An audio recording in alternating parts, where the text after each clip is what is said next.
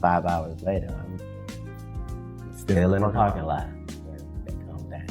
And just to see all them big time Hollywood men that I just watched go up there, they all come down off the shuttle and looking. The Chris Tucker that we got now is Epstein Island Chris Tucker, not Smokey. When Katt Williams breaks his silence, it isn't to accuse, it's to signal a shift. For years, his warnings lived in jokes and interviews. Easy to dismiss, easier to laugh off. Now, as court records, federal filings, and long-buried documents tied to Sherlock Holmes and Jeffrey Epstein resurface, those remarks feel less like commentary and more like context. This isn't about guilt by association. It's about why the same names, the same circles, and the same silences keep appearing when power is finally forced into the light. He should be here this weekend. It's the Super Bowl. I mean, right. It was his pick, and all that stuff is going to happen. If he's not at the Super Bowl, that's going to be quite telling, but it doesn't matter if he's here or if he's not.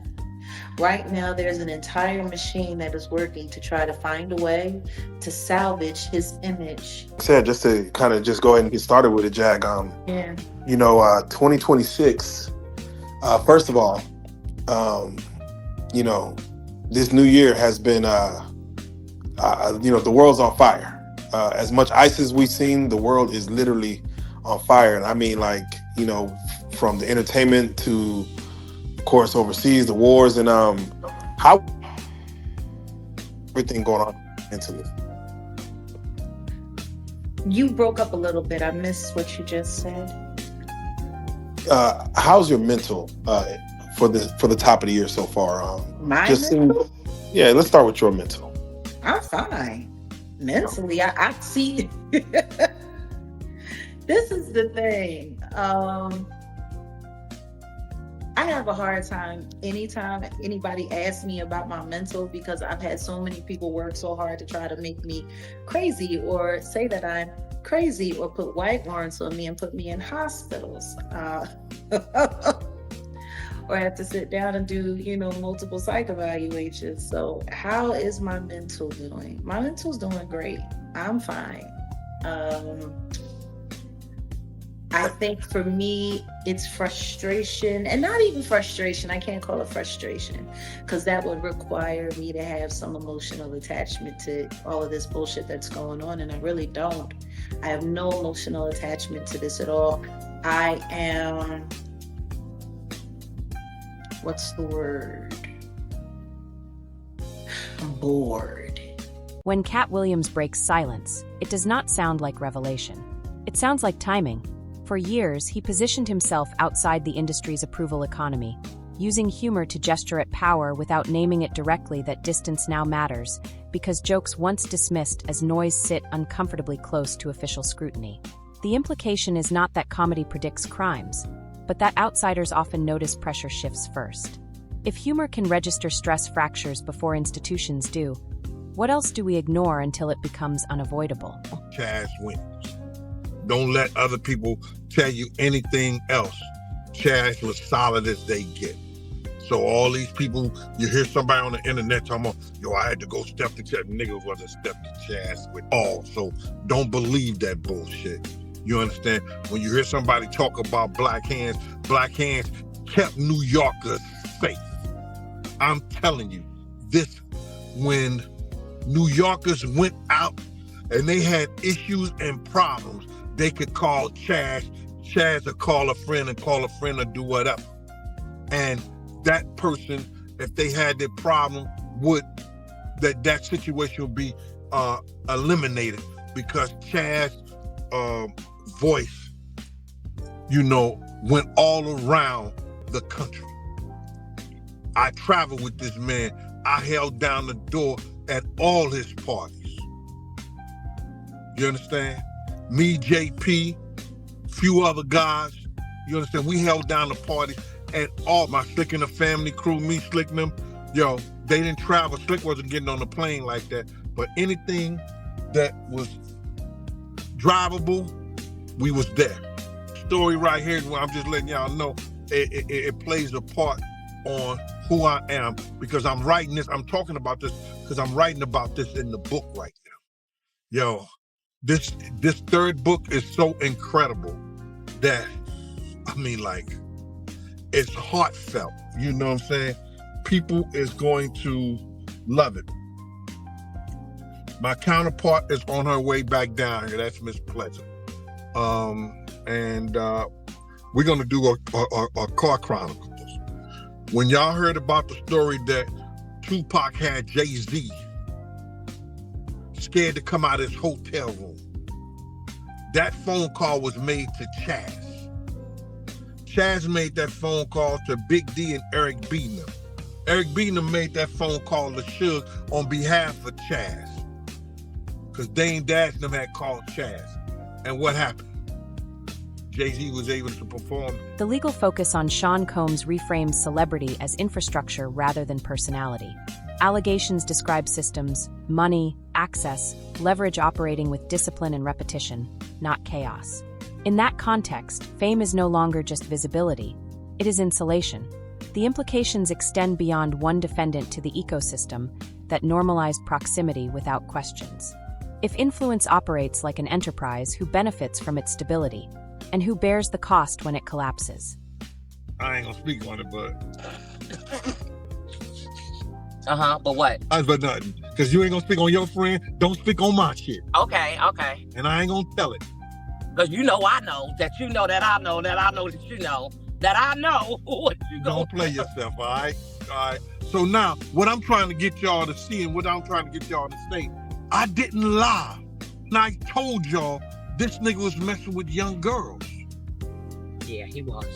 You understand what I'm saying? Yeah. And I did not lie. I know this for a fact. This wasn't no capping shit in the whole 9 yards. Yeah. You understand? So now, when these files come out and they start speaking about these cats dealing with these young girls. Right. Because the thing about it is, I remember he dealt with Foxy. I remember that. And I think Foxy is younger than me. She's like 14, 15. I remember him like flipping out on her when we was in the tunnel, and I turned around and I looked like, oh, wow. Because, you know, I'm always in places that see and hear shit sometimes that I shouldn't be privy to. And it just so happened that day in the tunnel, I was in one of the rooms, boom room, you know, Uncle Bob was in there. So, yeah, he flipped out on Foxy, and I was just like, oh, wow. You know, it gave me, they fucking with each other. You know, as a female, I was looking at it like, oh, wow, they messing with each other. I don't like y'all. I don't like y'all in the chat. Y'all snitching. So... Don't watch the chat. Forget the chat. Don't watch the chat. Let them do what they... We giving the show. I like to, you know, talk back. So anyway, now getting back to just being around town. So as far as when it came to me, I partied every day, Monday. We didn't have problems because of... So we didn't wait in line. You know, and then we were pretty girls. So at the end of the day... The release of materials connected to Jeffrey Epstein forces a distinction the public often resists. Appearance in documents is not a verdict. Names can surface as contacts, witnesses, or incidental references. Yet the reputational impact is immediate. This ambiguity is precisely where power thrives between suspicion and proof. The deeper issue is not guilt by association, but the density of elite networks that repeatedly appear around the same corridors of access. When information arrives incomplete, are we equipped to read it with discipline rather than impulse? And woke up in a room with Harvey Weinstein and Jay-Z in Florida, claiming an incident occurred in the mid-1990s, approximately 1996, and then Pusha T, the same or another caller identified Pusha T as a handler, someone who establishes friendships with victims for Harvey Weinstein and alleged he was present during a drugging and sexual assault incident in 2007. So all of this is alleged. This is just what somebody called in and said. But the problem with this is this. Right now, they got somebody called in and somebody filed a lawsuit saying that they seen me hiding bodies for P. Diddy. And I have to actually go to court. Somebody said, like with the case that I'm dealing with right now with Ashley Parham. She come up with all of these different details. She seen Drewski on the slip and slide. You feel me? I'm there pointing guns at Diddy and all these people. This type of stuff shouldn't even be allowed to come out because this is hearsay. You know what I'm saying? So for them to say she woke up with Pusha T, Jay-Z, and Weinstein, well, Pusha T is not no handler like that, bro. That's not what he do, bro. Anybody who's been around know that. Because when I was with Teyana Taylor, she was signed when I was security. She was signed to Ye and Pusha T. She was with them all the time, bro. No, I never seen none of that. And I would know, bro. I would know. Because the guy who was trying to sell the sex tape, guy come to me with this. None of this stuff right here never came up. You know what I'm saying? Weinstein used to date Halle Berry. Did you know that? I did not know that. That's a fact. That's crazy. That's a fact. Well, they all sleep together in the industry like that. But you know, you gotta be careful when you playing with Sean Carter though, man. He too calculated for that. I just don't see it, bro. I just don't see that. Because then what was the outcome of that? At the top tier of fame, silence is rarely accidental. It is curated through contracts, brand risk, and mutual exposure. Invitations, charity stages, and social proximity create a culture where belonging is rewarded and dissent is quietly priced out. Williams' commentary resonates because it points away from individuals and toward tolerance as a business model. If silence is purchased with opportunity, who sets the price and who can afford to refuse? Right, and you would think, like, if this Epstein thing, you would think if it was real on this island, there would be more people. Where are all the people who were okay with that? Nobody else is being arrested. Nobody, not no other people are being arrested. The only thing we saw, it's just crazy. Very crazy. The only real consequences that we saw was with Prince Andrew. Okay. He lost his statesmanship title, got kicked out the castle, but that's it. That's literally. Andrew Tate said that if Trump really released all the names of all the people who are really involved in this, it would just bring down America because so many powerful people are in these files and they did scandalous things that it would just destroy America and ultimately destroy the world. I believe what he means by that is stock market will crash first day. You know, a lot of things will affect the financial market, which could lead to crisis. The issue with that is, you know, I'm having a real hard time with this whole situation because it's people getting mentioned who I've been working with. Like I just seen Andrew Tate with Piers Morgan saying that everybody listed in the Epstein files, including you, Piers, need to be held accountable. Now, before Piers Morgan just failed and broke his hip, we was about to do a show. And they was talking about me being an investigative journalist for Piers Morgan, traveling to places. And it's like, wait a second. Piers was listed in this? And I'm trying to get information on that because these aren't really like damning files when it comes to making sure you finding out somebody's a pedophile. This is really like clout chasing. That's what it seemed like to me. And rumors circulate endlessly, but records change gravity. The moment claims intersect with filings, warrants, or sworn statements, they move from spectacle to scrutiny. That transition does not confirm truth. It demands process. Williams' role in this shift is not evidentiary, but directional, highlighting where attention eventually travels. When documentation arrives late, does it expose new realities, or does it confirm patterns long visible to those willing to look? For sure, for sure. Well, what's been going on with you? I know you got a lot of stuff going on. Yeah, man. So basically, a lot of shows, a lot of filming, dropping a lot of content. We got the We got the show. I got a show on Cameron's network reporting the news on the You're Welcome network. So me and Ro got that deal. So we doing daily news event, like whatever going on in the world, you know. So that's cool. We got the paranormal show. So I'm actually, we filming episodes. I'm gonna shoot you a couple episodes to see how it works, because we go out in the field, night vision goggles, thermal cameras, and you know, we on the paranormal hunt, looking for UFOs, Bigfoot, skinwalkers, whatever people say, we pull up to go investigate. So we got that going. Off the Grid Network is going up. They got me, Charleston White, and 607 Unc in a movie. That's coming. Once again, thanks to you, you feel me? Like, ever since I hit the Camp Capone News platform, you gave me solid advice about staying consistent, don't take breaks, and how, like, no matter you said, bro, I get tired, bro, but I just I kept going. And bro, I got no complaints, bro. It's lit. You know, I'm having the time of my life. I'm helping people. You feel me? Helping my community. We still bringing kids home.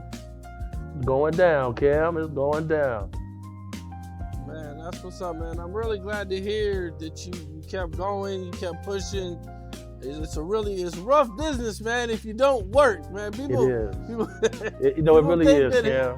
But you know, I feel like when people, like working as a bodyguard, I learned that when people are business minded and they take time to talk to you, that means they see that you have potential. So you need to. In celebrity culture, careers are portfolios. Representation, distribution, and endorsements do not merely amplify talent. They manage exposure. This is why being named carries weight even absent charges. The narrative itself threatens value. The implication is structural. Accountability competes with market stability. If the industry's first instinct is containment, not inquiry, what incentives exist for early transparency? Man, I don't keep up with these cats, but I heard that that's not only the tape that's being shot. There's some other tapes out there, other people too with him, and him doing some things with some other people. So it's quite a few tapes that might be out there, what they're hearing, and I don't want to see the tapes, but I want to know if they really true. Because if they got some tapes out there and it's with some underage, whether it's celebrities or not, it's gonna be crazy, bro. It's gonna be real crazy. And they're gonna have to bring that to forefront because the prosecutor's gonna want those tapes. And they're gonna do whatever they have to do legally to get those tapes. No ifs, ands, and buts about it. So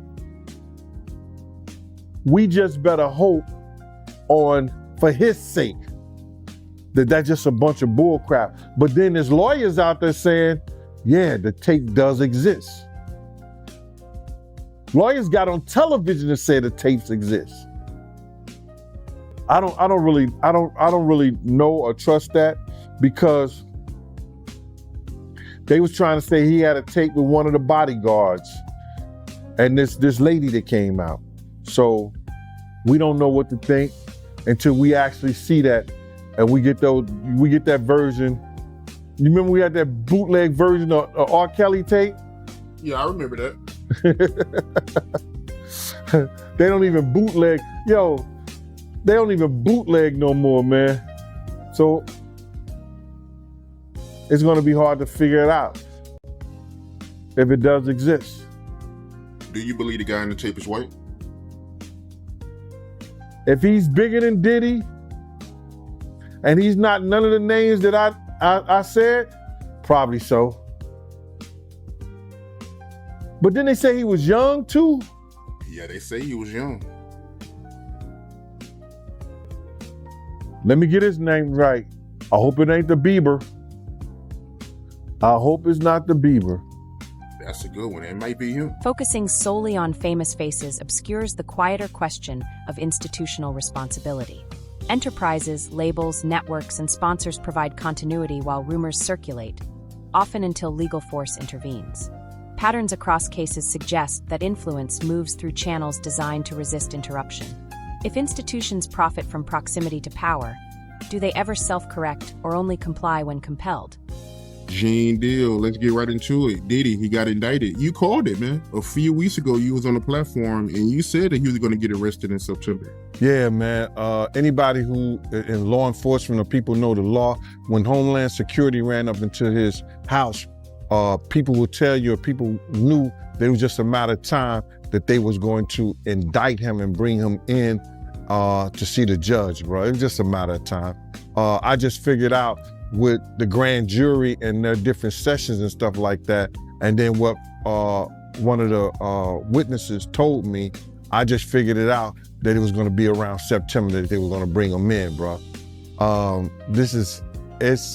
People might not understand. It's difficult when you see a brother that has so much promise become an icon as far as in the music business and stuff that he did to turn around and his whole life down, but it's all because of his mentors and the people that trained him and taught him the music business. You know, it's all about the people who trained and taught him the music business, because Puff wasn't, he wasn't born a monster. You know what I'm saying? He was made into a monster, brother. Do you understand what I'm saying? He was made into a monster from the stuff that happened to him, the things that he had to do. You understand? The things that he had to do to become who he is. You know what I'm saying? You know, it's like this, brother. You never like something so much that you can't do without, and you never be willing to do anything to get where you want to be at. You gotta have principles, you gotta have morals, you gotta keep with that stuff. And in that music business, a lot of that stuff get thrown out the window. You understand? And that's what happened to him. He started doing the things to other people that was done to him. To keep it frank, he was doing the things to other people that was done to him. And it is what it is. You gotta know better. And if you know better, you will do better. When he was in New York City, he was like